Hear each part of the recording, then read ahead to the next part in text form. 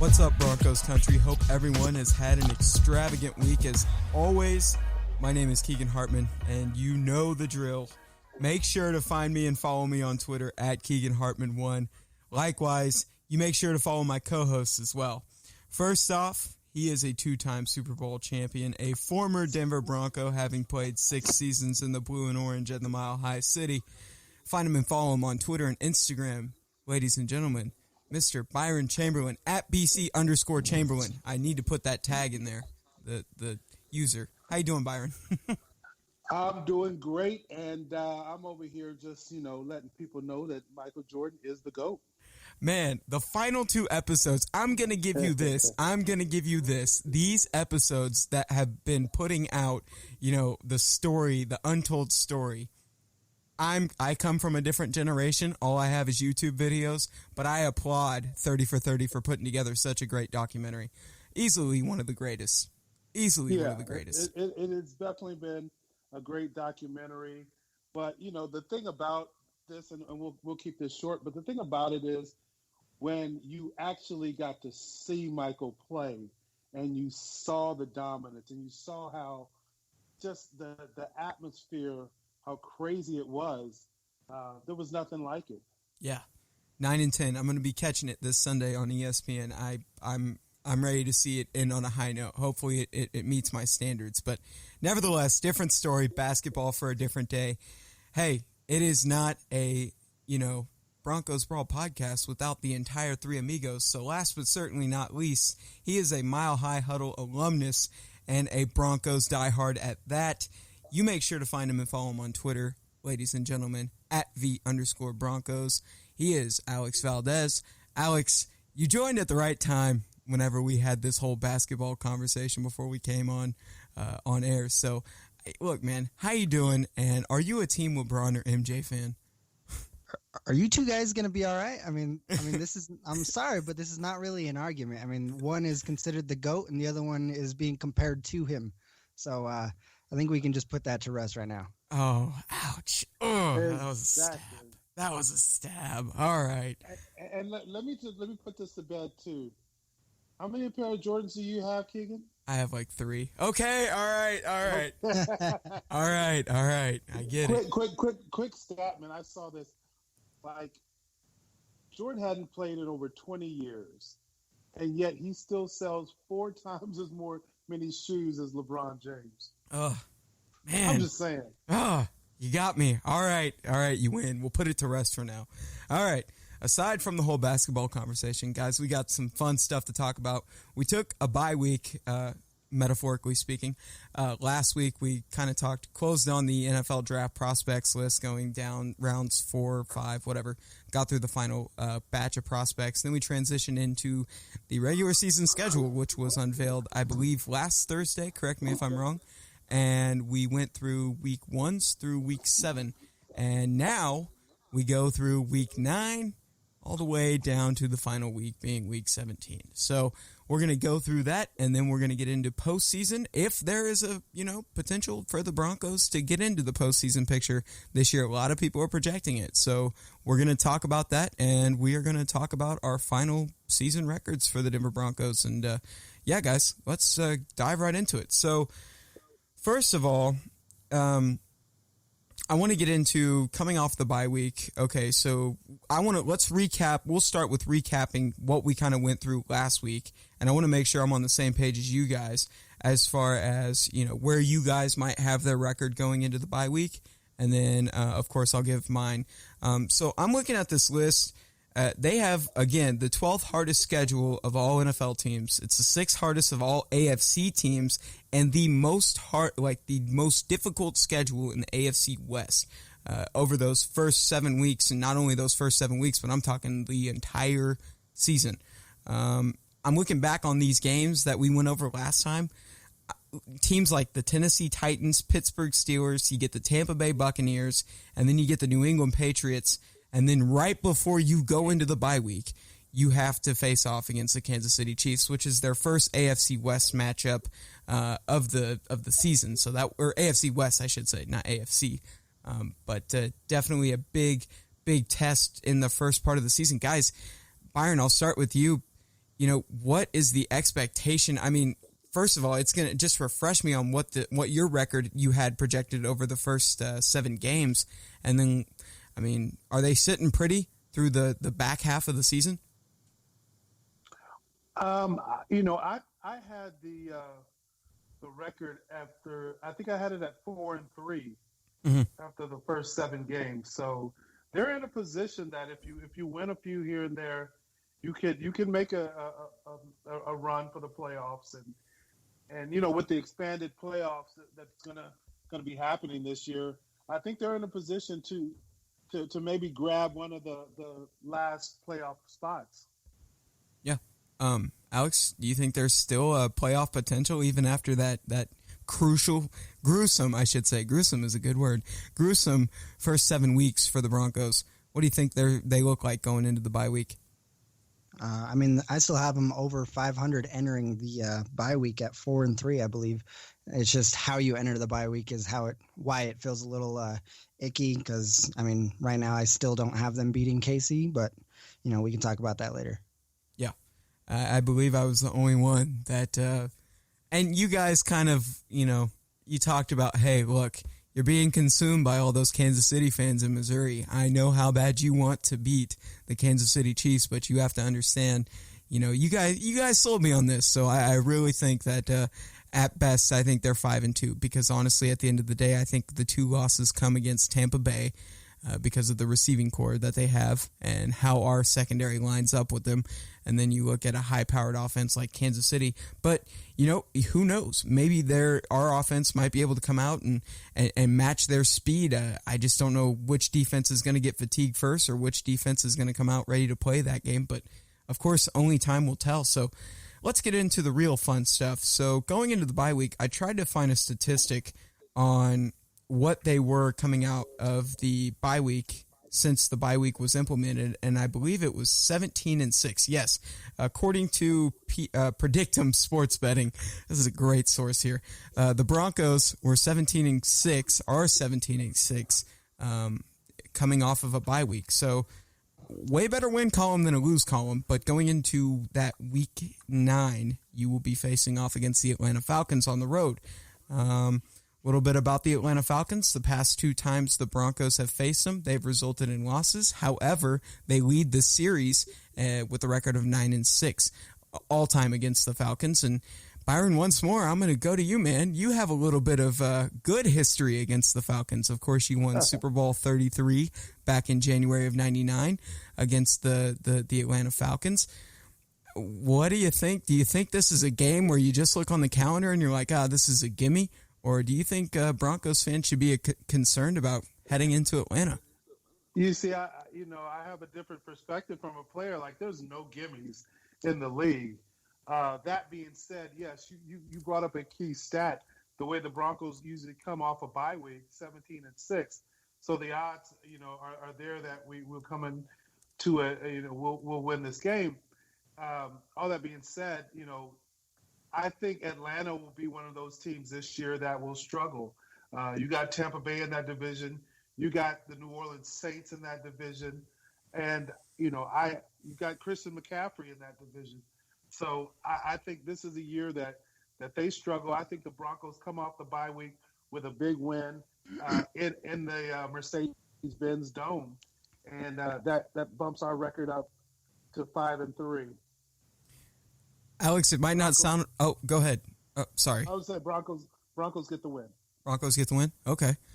Alex, I'm going to ask you. I mean, it doesn't sound like a lot right now, but knock on wood, we won't know how he is until we get to that point. But the Falcons, Byron alluded to a great point. The NFC South seemingly got stacked over the duration of the offseason, and the Falcons got their piece of the pie when they signed Todd Gurley. Now, that might not sound like a lot considering all the injuries he's been through, but I would never, ever, ever underestimate the power of Todd Gurley. And granted, Denver, comes into this season, I believe, 16th ranked last year in run game and defending the run. But, I mean, how do you prepare for a guy like Todd Gurley, assuming that he's going to be at his peak? And then you also have to worry about guys like Julio Jones and Calvin Ridley. What does this defense have to do? I feel like it relies on the defense. Am I wrong? I mean, we're going to be looking at a matchup where we have 3 Alabama wide receivers in this game. Roll Tide there. But as far as everything else, I'm just going to keep going with the same, rule that I had with the previous games. And the better quarterback is going to win for this season. And right now, Drew Lock is not going to beat Matt Ryan in any kind of shootout. I would love for him to be that guy, but right now, I still have Atlanta, showing face over at home. And I should let everyone know that this game was actually scheduled to be in London, but of course, national games, games being played overseas, got pretty much the kibosh because of COVID-19, so that did not happen. But luckily, Broncos saved the mileage and just traveled to Atlanta. Do I think that they're able to pull off this win against the Falcons? That receiving corps, I don't know. And that the back they bring in Todd Gurley, assuming his status, I don't know. I think that's an up in the air. I think Denver loses that one off the bye week. They lost off their bye week last season. I don't think that they can get it done in Atlanta. I think Locke struggles a little bit. But, man, it's just going to – there's a lot of extraneous – we're looking so far into the future here, and I'm going to continue to bring this up. But I don't think I think with that receiving core and Matt Ryan with the more experience, as you alluded to, Alex, as it stands, I think the Broncos take a loss on the road on that one. So, but anyway – that game is scheduled for November 8th. Kickoff is set for 12 p.m. All right, moving into week number, 10 now? All right, week number 10. We traveled to Las Vegas. Let's go gambling, boys and girls. Kickoff set for 3:05 p.m., as if it matters. And guess who we get to face off against? The newly acquired Las Vegas Raiders. First game, I guess, in franchise history that we play the Las Vegas Raiders, for at least the Raiders, and for us. All right, Broncos Raiders. Do we bring a butt whooping to Las Vegas like we did so many times against Oakland, or does Oakland show out? Byron, I'll start with you, man. Does Oakland show out or Las Vegas? Excuse me. Oh my gosh. You're going to be saying that all year. Tomato. Here's the thing, everyone knows the intensity of the Broncos-Raiders rivalry. So it doesn't matter if they're in L.A., if they're in Oakland, or if they're in Las Vegas. Everyone knows it's going to be a dogfight. It's always like that. I'm saying the Broncos first time in the new stadium out there in Las Vegas. Like you said, we're doing this so far in advance. But I'm saying the Broncos have a little layover. They have to travel from all the way to the East Coast, and now they got to come all the way back to the West Coast. And I say the Raiders win this one. I say, the Raiders get this one in their building. First time the Bronco-Raider rivalry is in Las Vegas. The Raiders take it. Broncos fall to 5-4. Alex, don't fail me, please. It's okay. Go ahead. You're probably going to give an L. I'm going to go ahead and give them a third straight L, only because the Broncos just somehow always find a way to lose some stupid game up against either the Chargers or the Raiders every single year. I'm not sure why. I mean, look at that opening game last year. That we shouldn't have lost that game, but, I don't understand how they do. Maybe they get too hyped. Maybe they get out of their head or whatever it is. But I don't know, man. I just don't see this opening game where whatever fans you're going to find in Vegas, are they going to fill the stands with Vegas fans, or are they just going to be, whoever fills the stands? That's what I'm kind of wondering. But as far as that game goes, maybe I just, I'm so hesitant on crowning Drew Lock as, anything more than, the guy right now. I don't want to put him up there with, a Rodgers or anyone special right now because, I don't want to count my chickens before they hatch. But right now, I don't see them winning that game, going on the road against division rival. By the way, I am watching an all 22 versus the Houston Houston Texans right now, and man, Drew Lock is balling. But yeah, I will say this: if the Raiders Brawl, if their team, their affiliate, if they come across this episode and hear me, I am the one that always is the heckler on social media that you'll see running the Broncos Brawl account. And when I see you guys post stuff, it is so irresistible to, especially when you call, anybody in the AFC West out. I just have to be the first one to be there and give you slack. But nevertheless, I'm going to give you credit here. So here you go, Raiders Brawl and Las Vegas Raiders fans that are listening to this Broncos podcast. Josh Jacobs, Darren Waller, you draft Brian Edwards, a kid out of South Carolina, which, Alex, you were high on. And I saw some of this kid's acrobatic catches, and I was like, wow, this guy's actually, he could live up to his expectation of being the next, Chris Godwin, I think, was what he was being compared to, or Allen Robinson, somewhere in that pedigree. But then you get a speedster like Henry Ruggs. And then you start to get worried if you're the rest of the AFC West. I think the Raiders are secretly going to be a sleeper team in the AFC West next year. If it hasn't been announced already, I'll go ahead and claim that right now. I'm sure it has. But they have improved at the receiving position, going from a guy who was complaining about a helmet last year to, bringing in all this depth. And then you have a great running back in Josh Jacobs, who another Alabama talent who just killed the competition last year, played phenomenal for them at the running back position.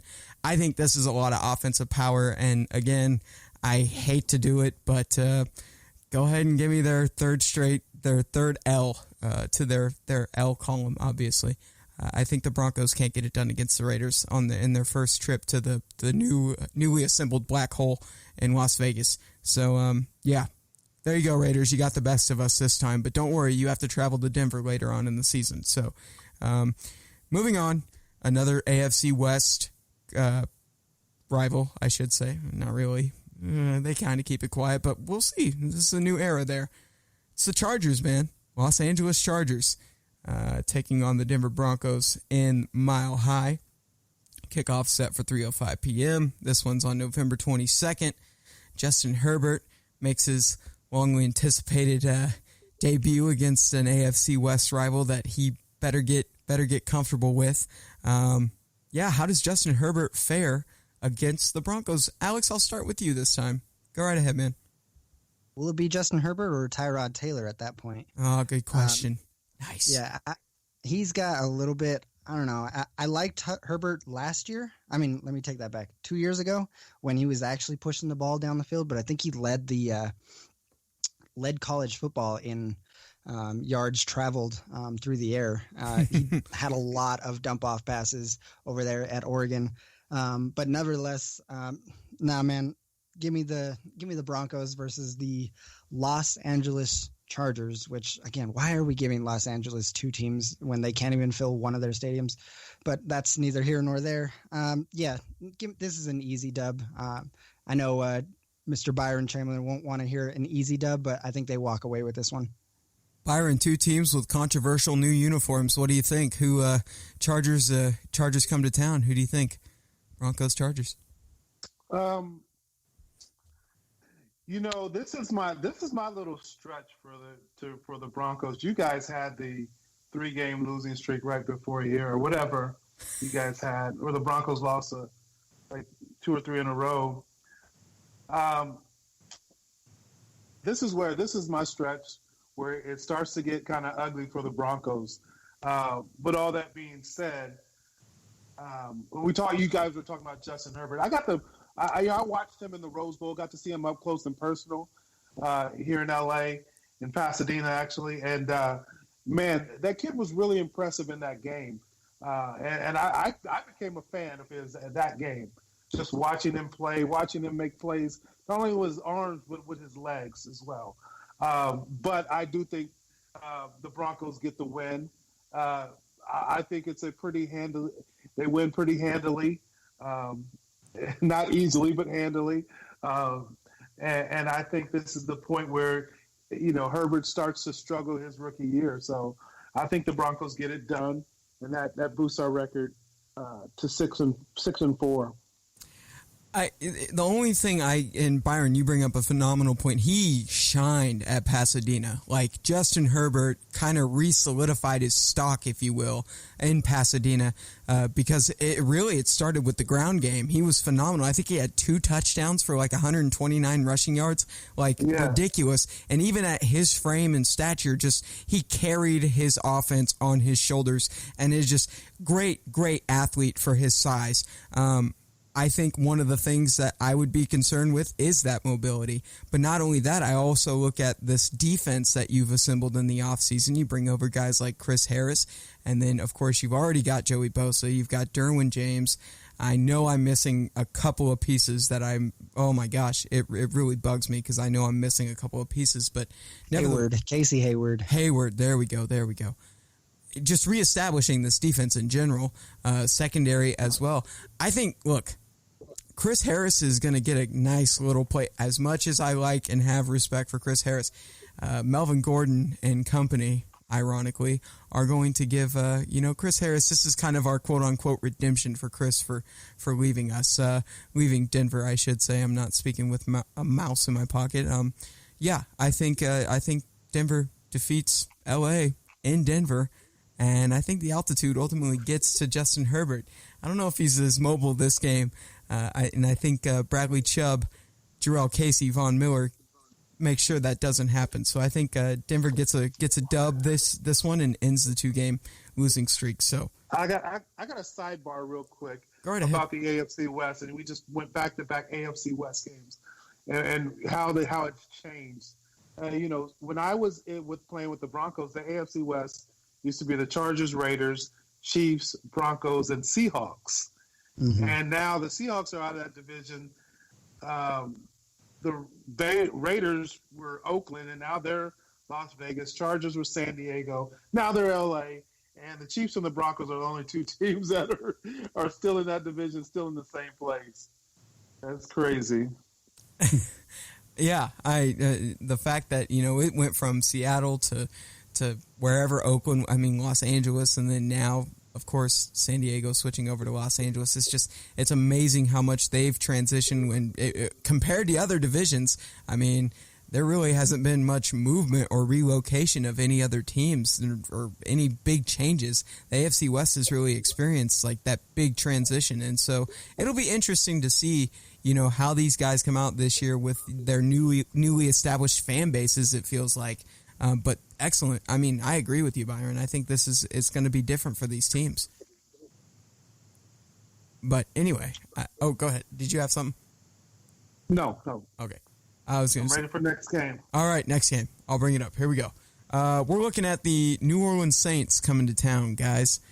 Taking on the Denver Broncos. Kickoff set for 3:05 p.m. This one is slated for November 29th. It's a big litmus test for Drew Lock and company. Byron, I'm going to hit you up first, man. What's the damage look like? Is Denver escaping with a win? Man, now here's where I figured that the schedule gets tough. Broncos go through this really tough stretch, and starting with the Saints come marching into town, and I don't think it's going to be good for our Broncos. Drew Brees, Malcolm Thomas, that offense, man, is one of my favorite offenses to watch. The way that they throw the ball around, Alvin Kamara in the backfield, the way that they just are so creative on offense, and they have the general back there at quarterback, man, the little general. I call him a little general because he's not the prototypical size and that you want out of an NFL quarterback, but the man, Drew Brees. He's been at the top of the game for a long time now. I don't see anything slowing him down. And they come in, they march into the Broncos Stadium, and they lead with a victory. So I'll take the Saints on this one, getting the win. Drops our Broncos to 6-5. Well, a field goal attempt maybe in the waning seconds of this game. Do you think there's any way we jump over a center and win this game, Alex? Ooh, I forgot about that one. No, man, we're going against Drew Brees, probably in his twilight of his career. Not that he's dropped off significantly, because he really hasn't.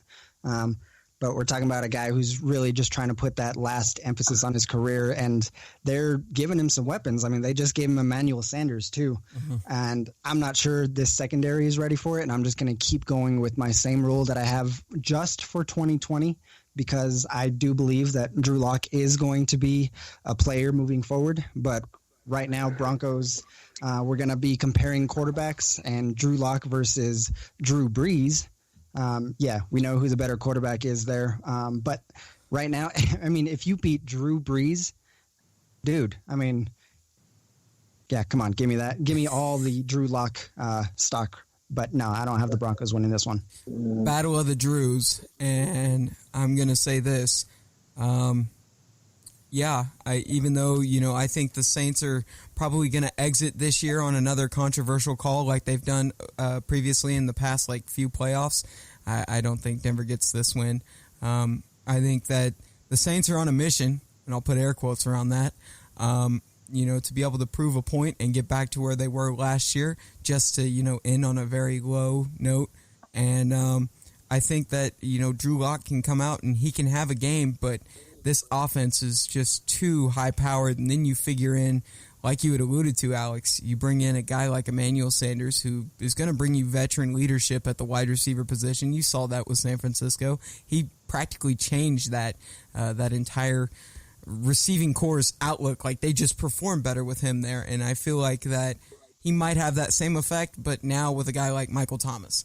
And I just don't think we have enough as a secondary to be able to contain the New Orleans Saints offense. It's one of those things that's sort of like the Buccaneers. The NFC South just have great receivers, at least those two teams. So give me the Saints. Yeah, I just looking at it, the Saints, they bring in a Hall of Fame quarterback, Drew Brees, one of the best that's ever done it. They've got arguably the best wide receiver in the NFL, who set the record last year for number of catches. And then, in my opinion, the number 2 all-purpose running back in the league behind Christian McCaffrey is Alvin Kamara. So I just think it's a bit much for our Broncos to handle. How on earth do we catch the NFC South when they're loading up on Hall of Fame quarterbacks? I don't know. I don't know. Oh my gosh, you think about it like that. Oh man, Ryan, then okay, well I shouldn't have started with Bryant. Brady, then you have Breeze, and then you have Ryan and Bridgewater. God, they're stacked. It's going to be competitive. All right, transitioning from that crap show, and then maybe I don't know how you want to describe this one. Is it the redemption tour? Let's find out, ladies and gentlemen. Primetime Sunday night football. Yeah. Broncos, Chiefs, right in the Midwest. The biggest thing that you hope for when you're playing division rivals, you hope for a split. You hope for you can knock them off, maybe at your place, and maybe you lose on the road. We already have the Broncos losing early in the season at home to the Chiefs, and unfortunately, I think the Chiefs are just too much for the Broncos at this point in time. I think that they will be jockeying for their playoff position, and maybe they're, trying to stay, ahead at the number 1 or the number 2 spot at this point. So this will be a huge game for them, a huge, like you said, a huge division game. I just see Kansas City being too much, and like I said earlier, this is that tough stretch of the schedule where the Broncos take back-to-back losses. So I give it to the Chiefs. That drops our Broncos down to 500 at 6-6. Painful, Byron. Painful. Alex, bad news, I guess. We got beat by their backup quarterback last year. So, I mean, where did they fall off? They only got better. They only got more entrenched into that system. They're playing at home. They got one of my favorite quarterbacks, Clyde Edwards-Helaire, coming out of LSU. I'm sorry, not quarterbacks, running backs coming out of LSU.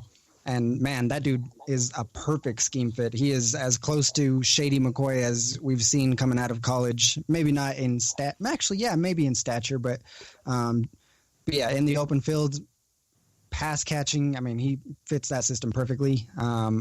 Again, I still have them facing the Chiefs later on, considering this is our second meetup. You know what I'm talking about. But right now I have the Broncos finishing this game at 5-7. Oh, man. It's a primetime game. Why couldn't it be in Denver? Why? You always have to schedule it with it being in Kansas City. You know what? I hate to come to this conclusion, but Kansas City gets to the best of us. I think Kansas City, I mean, you're at home at Arrowhead, which I've visited so many times, and believe me, their fan base is a little bit too much, but it's loud, it's irritating. Denver doesn't win. I think that Denver falls, and it's not even close. I think that Denver struggles that game, and they don't play sound. I wish they would catch us at an earlier date. I really wanted the Broncos and the Chiefs game in Mile High to be Sunday night, but of course that's, can't get that. So, yeah. So, only SNF game of the year, I think Denver takes the L. But aside from that, transitioning over to a Super Bowl 50 rematch, Denver does the next week on December 13th, kickoff slated for 12 p.m. This one, travel to their Super Bowl 50 opponent's home in the Carolina Panthers. And Alex, are we going to revive? Are we coming back to life here as far as the Broncos records go? Do you think we can have a high note that we can end on if you're the Broncos, or what's it looking like? I do. I actually have them winning this game. I actually don't even have them losing the Chiefs game by that much. I think, if we're really expecting Drew Lock to be the quarterback that he is, and, to take that next step, and I mean, he's been compared to everyone from Jay Cutler to my personal favorite comp is Matt Stafford. And I mean, we're even seeing a quarantined Patrick Mahomes. If he's going to be taking that next step, which hopefully it's not that Jay Cutler comp, but if he's taking that next step, then he's going to be going on the road, and he's got to win these, what I would expect to be, maybe a good high-scoring game. I'm not too thrilled with their wide receiver corps over in Carolina with DJ Moore and who is it? Name escapes me. Curtis Samuel, which is kind of a running back wide receiver tweener. But yeah, I don't, as much as I wanted Teddy B on the Broncos when he was available, I don't think he beats the Broncos now. Byron, final 4 games of the season. Is it a slump or a victory? Alex, I like you, man, and we are agreeing on this one, and we agree on a lot of points. I do believe, like, if Drew Lock is the quarterback that we all suspect he is, he's got to go on the road and win big games. The great thing about him is he's a 4-year starter at Mizzou. He played a lot of big games in the SEC, so he wasn't, the moment's not too big for him. He won his first road game in Houston last year against a good Houston Texans team. I think they go into Carolina and they get it done. I'm like you. I'm a huge Teddy Bridgewater fan. When he got drafted by my other team that I played for, the Minnesota Vikings. Was a huge fan of his. It was hard to see him get hurt because he's such a great guy, and to see him bounce back from that injury, do some great things in New Orleans, and I'm glad he's landed another gig in Carolina. But I'm with you. The wide receiver core really does not scare me much. But the guy who does is in that backfield. And I played with his father, Christian McCaffrey, man. Christian McCaffrey is a bad man. And he is somebody that is going to make his presence felt against our Broncos. But, like, all that being said, Broncos go on the road. They win a big game, high-scoring game, I think, as well. And I thought the same thing you said about Kansas City. I thought the Broncos will play well in that game, and I think it would be it will be a very close game, but we would lose that one. But we'd come back, bounce back, and get this win. And it's a crucial win because it kind of keeps us in that playoff conversation in Carolina. Broncos win the game, puts our record at 7-6. You know, over these past couple of years, you've seen this run defense for the Broncos kind of, you know, it'd be, what are some names that I would think of? Isaiah Crowell, when the Broncos played the Jets not too long ago, maybe it was like not last season, but the season before, and he just ran all over the Broncos defense. And then you see them contain guys like Derrick Henry last season when the Titans faced off against the Broncos. And I think this is one of those games where you go in and 100%, Byron, you have to be worried about Christian McCaffrey. That is priority number one on the game plan, is how do you contain the backbone of that offense in the Carolina Panthers. And I think that they attack this game plan pretty solid. I think this is the most sound game defensively that you will see Denver play, and I think Drew Lock complements it with, you know, his playmaking ability and being able to find a couple of receivers for the end zone a few times. I think that Denver gets this win ultimately, and like I said, I think this is the most sound game of the season, if not one of the two. I think Denver does a great job in Carolina and gets the win. So, yeah, I will go ahead and put this one in the win column. My gosh, I wish I could talk. All right, switching gears. Next week, the following week, week 15, against the Buffalo Bills. Now, this game was absolutely humiliating last year, and this one is slated for December 20th, to be dated as far as time goes, but it's in Denver. It's not in Buffalo. Buffalo was hot last year. Buffalo played good all the way up to the wild card game against the Texans. They played phenomenal. They're scary. Josh Allen playing great at the quarterback position. Alex, actually, I'll switch it up. Byron, I'm going to go to you first, man. What do you think? All right, I'm gonna keep this one simple, man. You know, yeah, this is one of those games where we're looking for revenge.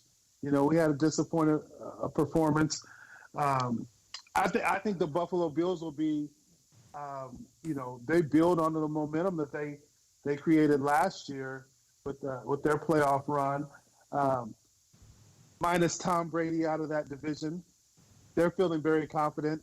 And the other thing that I think about the Buffalo Bills is they have one of the most underrated defenses in the league. They're not that sexy like Ravens or Steelers or whatever defense like that, but they're a really good defense. They're better than a lot of people know. And maybe it's because they're up in upstate New York. You don't get a lot of, you know, media on that. But you know, this is where I think we prove that we are a young team. We're an inexperienced team at a lot of different positions, and we don't get it done. It's hard for me to say that, but I think Buffalo comes in and they get the win. They're fighting for playoff position. I think they will be in playoff position, and us as a young team, we just, you know, don't get it done. So I'm giving the win to Buffalo. They come into Denver and they leave with a win. And that's going to drop us back down to 500 at 7-7. Alex? I think Buffalo, kind of like Byron was saying, their defense is really underrated. But just like Tennessee, they will just kind of just sit there and keep it close and wait for you to make a mistake. And, man, last year it was Brandon Allen. I mean, that was who represented the Broncos on the road against this hungry team, you know, vying for the playoffs. So, man, give me the Broncos on a revenge tour toward the ends of this season, and give me them all day with maybe not in Drew Lock's hands, but this is more of a Lindsey and Gordon kind of day. Yeah, I was about to allude to the same thing. I think Melvin Gordon and Phillip Lindsay have themselves a day. This one's for the running back tandem. Last week it was for the receivers. Let's go ahead and show love to our running backs this time. And I think this defense, this is a lights out game for especially Bradley Chubb. I think Bradley Chubb plays good this game. redemption tour. I can feel this one being a redemption tour. And, you talk about the Buffalo Bills searching for playoff spot and trying to get up there and be one of the top in the AFC, trying to be able to compete for one of those positions as far as high playoff seeding goes. I think this game is a do or die for the Buffalo Bills, and what's revenge without a little bit of knocking you out of the playoff picture? I think this one is where the Buffalo Bills ultimately see their ride home, and I think Denver plays a phenomenal game here. And they switch everything up. I think this is where they make a statement. I think this is more due to the fact that Brandon Allen is not the quarterback, because he was atrocious that game. He threw for 82 yards, not in the first quarter, not in the second, not in the second half. He threw for 82 total yards in that game. Mind you, that defense had a lot to do with it, but my goodness, Drew Lock is not Brandon Allen. Broncos get it done. 100%, man. I think this is okay, you're in the final two games, week 16 and 17. Oh my gosh, the playoffs are just over the horizon, but can Denver do it? All right. So now Denver, for the first time, travels to Los Angeles to their new stadium, which I cannot think of their new stadium. What is Byron, do you know the name of the new stadium being constructed right now for Los Angeles? It's SoFi. It looks nice from the architecture, the pictures that they've been showing. Beautiful. That place is amazing. It's going to be the best stadium in the league. Ooh, it's called Mile High 2.0. Mile High West. Hey, yeah. Mile High West Coast edition. I'm excited to see what it looks like. But yeah, Denver's going to be in town on December 27th. That time is to be dated as far as kickoff goes. But they come to town against the Chargers. Can they capitalize on this little series here? Can they sweep the series as far as competing with the Chargers go? Byron? The game is scheduled for the 27th, but it says it also may change. The date may change, and they may shift this to a Saturday game and play the game December 26th, the day after Christmas. With all that being said, man, the Chargers will be done. They'll be out of the playoff picture at this point. They'll have a Christmas hangover, whether it's on the 26th or the 27th. And we will still be fighting for one of those last positions. It will definitely be Mile High West. It'll be a lot of orange and blue in that stadium. I think the Broncos go in, get it done. And you guys were talking about last week, the week before this against Buffalo would be the Lindsey Gordon show. This was the game that I felt would be the Melvin Gordon, revenge highlight, show for him. This will be the game that he really stands out against his former team. They're out of the playoffs. They have nothing more to play for, just kind of playing out the string. I believe the Broncos in a big way on this one, and that puts our record to 8-7 over the Chargers. Got me excited for that one, Byron. I kind of like that. I like the sound of that. Alex, you think it's going to be the Melvin Gordon show?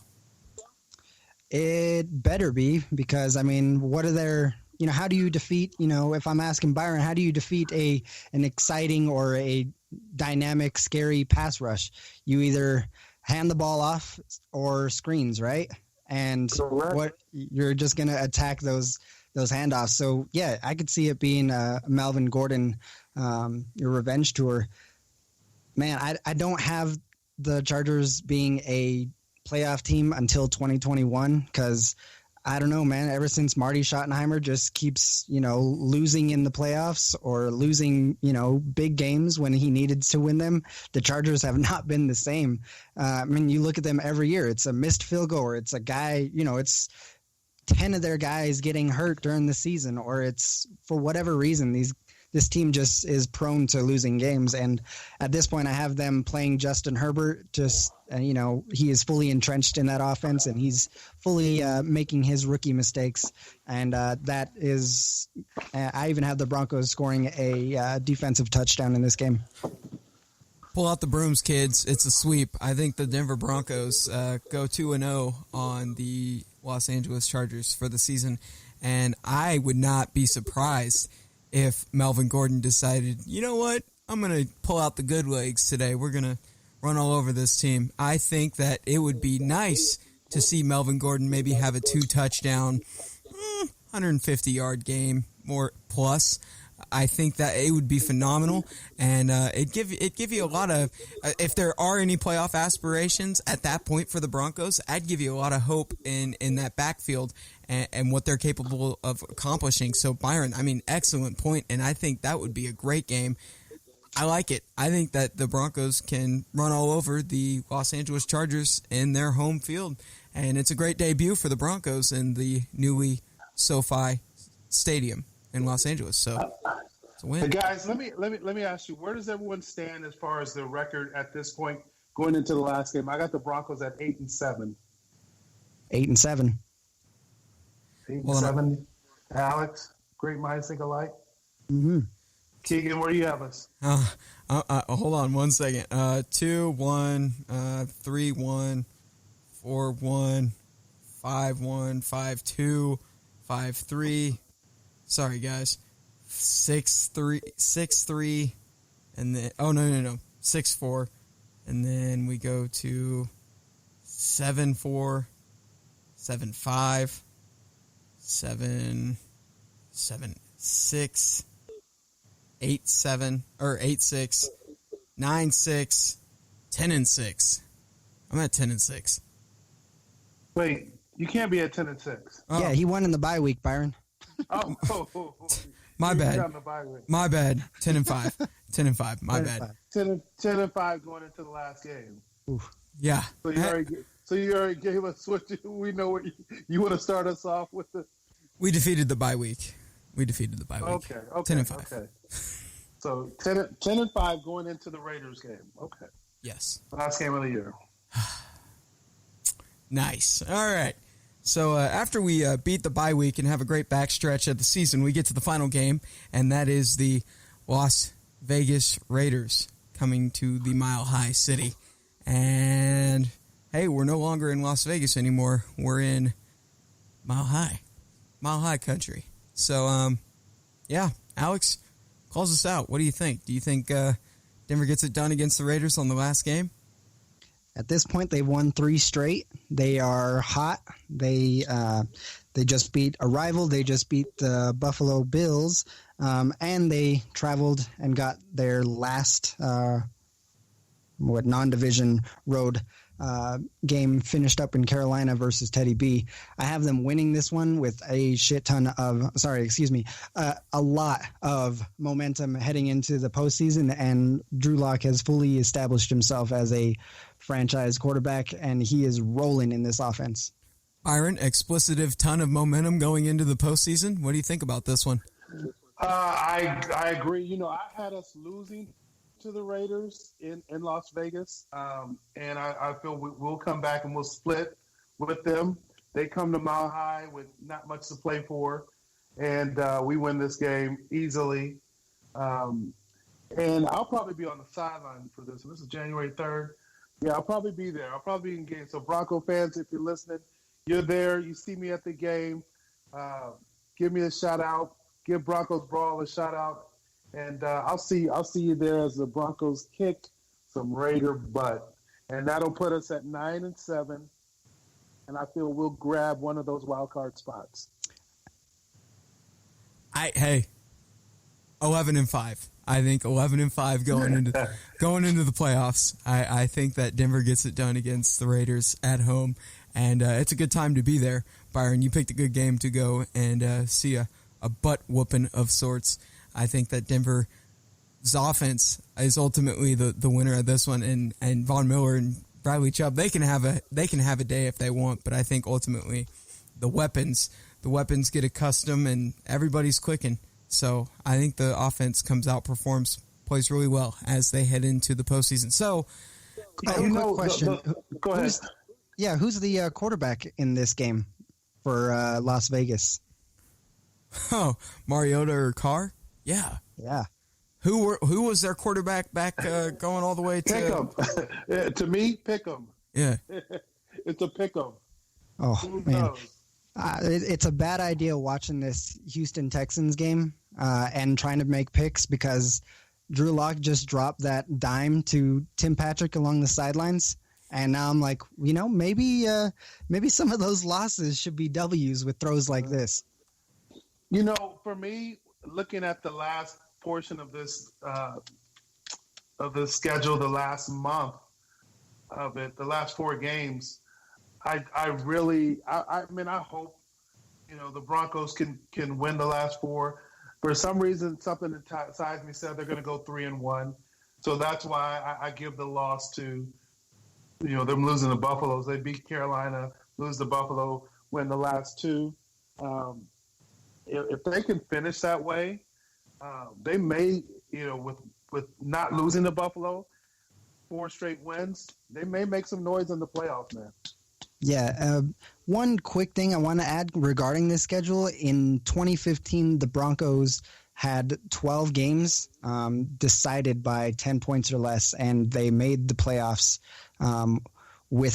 in doing so. And I think, maybe Byron, you can allude to this, but, vet and smart teams win those close games, and I'm not sure the Broncos are there yet. That's why I don't have them exactly, getting into double-digit wins. But in 2021, I think the Broncos are in a good position. I'm the same way. I feel the same way as you. And Keegan, I love you, brother.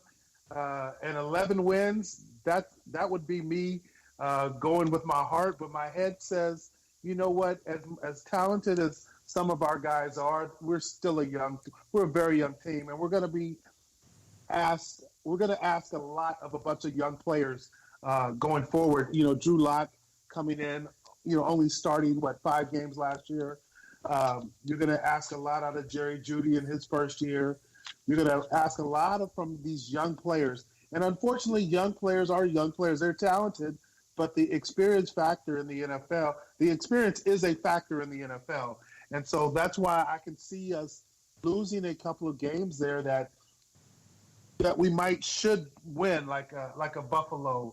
I picked another upset earlier in the season with us traveling to New York to play the Jets because we're going to be asking a lot from our young players. Yes, we do have some veteran leaderships and a Von Miller, but you got to understand, like, Bradley Chubb, as talented as he is, he's still a young player. Cortland Sutton, he's still a young player. Now he's talented as any receiver in the NFL, but he's still a young guy. And so it just takes a while to kind of learn the league. It takes a while to learn how to win consistently in the league. I remember us going through that my first couple of years in Denver, and I think our first year we went 8-8, and then my second year we went 13-3, but we lost in the playoffs. We were still a talented team, but the only real super veteran guy we had was on offense was Elway, and then we had and Shannon Sharp, but we had a lot of young players. Rod Smith was a young player. Terrell Davis was a young player at that point. Ed McCaffrey was still a kind of a younger player at that point. So a lot of guys that we depended on were still adjusting to the NFL. Yeah. I think that's like the one biggest concern, and it was definitely a concern last year because, it seems like you just get younger with the years, obviously, and so many departures over the past few years, even under Elway's tenure as the GM. You've seen so many departures. You really can't maintain that many veterans because since Super Bowl 50, like I said, I think I alluded to it maybe a couple of weeks ago, you only got Todd Davis, Von Miller, and Brandon McManus from the Super Bowl 50 team. So you just get younger with the years, and I think that's the one big concern. But things that sell me on why I'm so hopeful and optimistic for this team is because you play competitive and you play tight with teams that people have been saying, or people project, they're going to pound you in the dirt. Like how young Denver is, and then to be able to go out last year and play as close as they were with a lot of the competition that they had on their schedule, and especially with a guy like Rich Scangarello as your OC who had never held any position of that caliber with the prior teams that he worked for. I just think that is now that burden is kind of off of our back, yes, it is a new scheme. Yes, you bring in a new OC. Yes, you bring in a younger depth. And, of course, you've got COVID-19 going on. But I think that there is a chance that Denver comes out and they are more competitive than what people give them credit for. And I think that double-digit win columns are quite feasible at this point. I have that mindset. I hope you're right, brother. I really hope you're right for my sake and all the Bronco fans around the country's sake. But my head tells me 9-7 is where we're kind of going to land.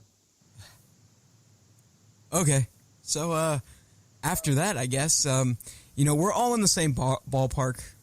Yes, it is probably like 1 win difference. If you don't include the bye week, us kicking bye week's ass. So postseason, here we go. I mean, wild card. People had projected us as a wild card spot, a sleeper. Colin Cowherd being one of those people that was like, hey, they could make the wild card. I mean, what does it look like? What does Denver's future look like if they go into the wild card? Do they see a first round exit if they have that chance? Or do they advance? Alex, I'll let you go first on that one, man. Man, I don't know. It's at that point I have the Broncos rolling, and we'll put it as it's not a division. It's what is the semi? I don't know. I don't even know what it's called. But our first playoff game, I have them winning because they, Drew Lock has established himself. Jerry Jeudy has established himself.